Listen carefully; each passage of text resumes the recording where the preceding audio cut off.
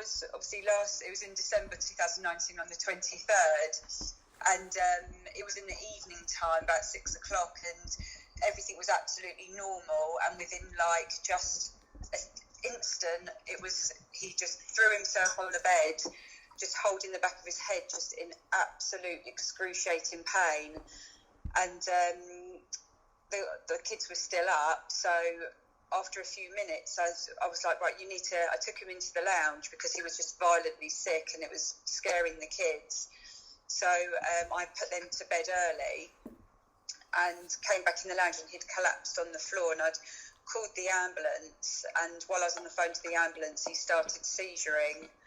So the ambulance came and took him to Watford General Hospital, which is by us, and they x-rayed, gave him a brain scan, and it showed that he'd got quite a big bleed on his brain, which was caused by an AVM in his brain, and they rushed him to the National Hospital for Neurology and Surgery in Queen Square in London, which he was there for 2 months, and he was in high dependency unit for quite a long time, and he had drains put into his head.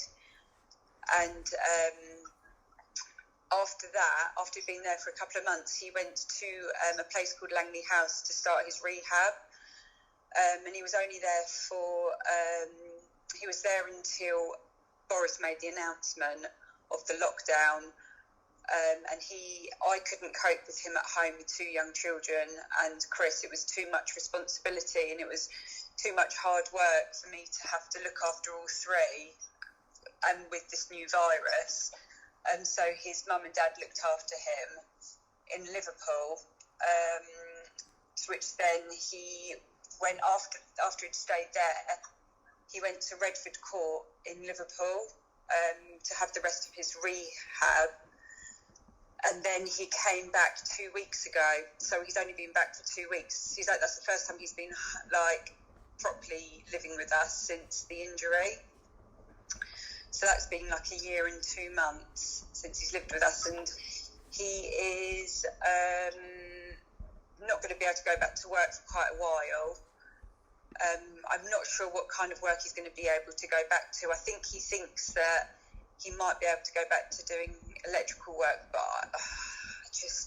I just don't know whether that's going to happen. I think he thinks that he can do more than what he can. So I think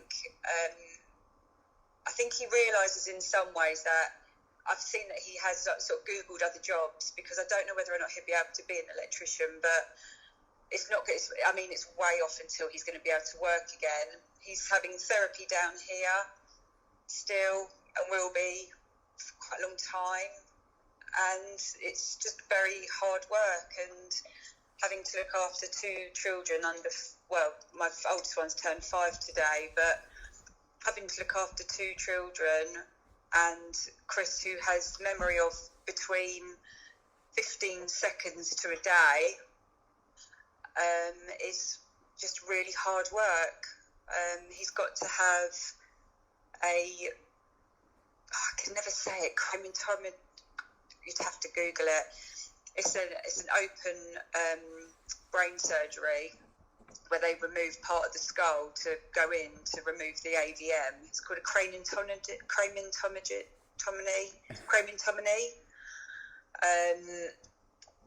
and that's going to be in January. They wanted him to have as much rehab before having the operation, just so he can, because at the moment they say that rehab is like gold dust because of COVID, and he was offered it quite quickly. They wanted him to have as much rehab as possible before he has the surgery, because it's quite a big procedure. So I think they wanted him to I don't know the side. I think there is side effects from this brain operation, but obviously we won't know that until it's done. But that's sort of where we're at the moment. Obviously with COVID, I can't really work. My work's had to cut down anyway. What do you do as a job?